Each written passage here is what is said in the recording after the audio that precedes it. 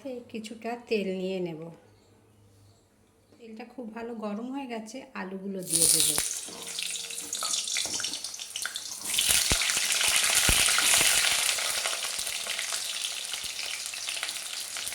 অল্প একটু হলুদ গুঁড়ো দেব, নুন দিয়ে দেব, দিয়ে লাল লাল করে ভেজে নেব।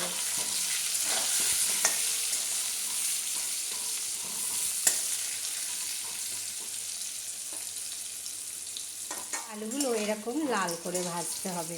আর আলুগুলো ভাজাও হয়ে গেছে, এবার তুলে নেব। আর এগুলো আমি মাংসের আলু ভাজলাম। মাংস বানাবো, কড়াতে আর একটু তেল দেবো, একটু তেল বেশি লাগবে। 1 কেজি চিকেন তো, চিকেন একটু তেল বেশি লাগে। ফোড়ন দিয়ে দেবো গোটা গরম মশলা, তেজপাতা, একটু হালকা করে ভেজে নেব। তারপরে দিয়ে দেবো পেঁয়াজ, কেটে রাখা পেঁয়াজ। এখানে 3খানা পেঁয়াজ আমি কেটে নিয়েছিলাম।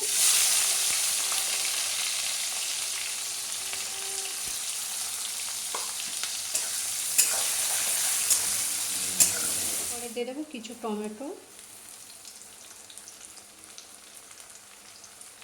নুন দিয়ে দেব, দিয়ে খুব ভালো করে টমেটো আর পেঁয়াজটা লাল লাল করে ভেজে দেবো, বা টমেটোটা নরম হওয়া পর্যন্ত টমেটোটা ভাজতে হবে।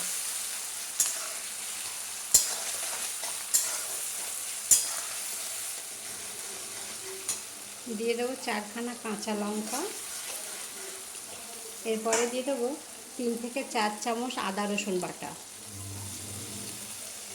1 কেজি চিকেনের জন্য। ভালো করে মশলাটা কষতে হবে। পরে দিয়ে দেবো হলুদ গুঁড়ো, লঙ্কার গুঁড়ো,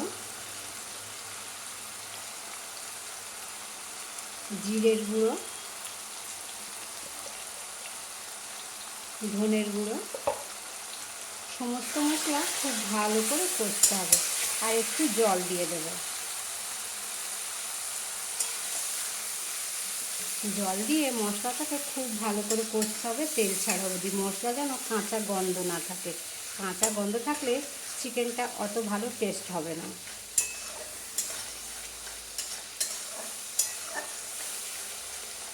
দিয়ে দেবো সামান্য একটু চিনি। মশলাটা খুব ভালো করে কষে নিয়েছি, এবার চিকেনটা দিয়ে দেবো। মশলার সাথে চিকেনটাও খুব ভালো করে কষে নেব।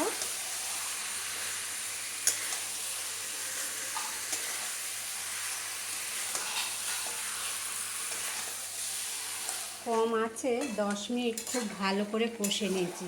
আর দেখুন চিকেনের কালারটা কত সুন্দর হয়েছে। 5 মিনিটের জন্য ঢাকা দিয়ে দেব, কম আছে। 5 মিনিট পরে ঢাকাটা খুলে নেব। আর দেখো চিকেন দিয়ে কতটা জল বার হয়ে গেছে। এরপরেই দিয়ে দেবো ভেজে রাখা আলুগুলো।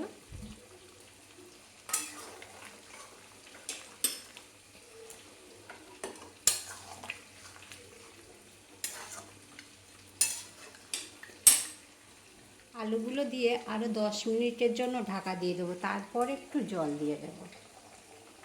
10 মিনিট পরে ঢাকাটা আবার খুলে নেব। দেখুন চিকেনের কালারটা কত সুন্দর এসেছে। ঝোলের কালারটা যেমন দেখতে সুন্দর হয়েছে, খেতেও দারুণ লাগবে।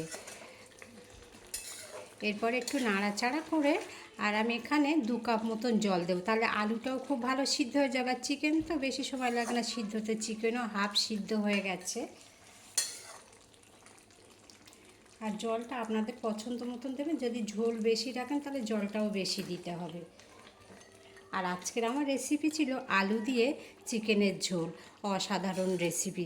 একবার এইভাবে বাড়িতে বানিয়ে দেখতে পারেন। ভাতের সাথেও খেতে পারবেন, রুটি পরোটার সাথেও খেতে পারবেন। আর একদম ঘরে থাকা উপকরণ দিয়ে বানিয়ে নিয়েছি। এবার আরও 10 থেকে 15 মিনিট ঢাকা দিয়ে দেবো, তাহলে আলু চিকেন আরও খুব ভালোভাবে সিদ্ধ হয়ে যাবে।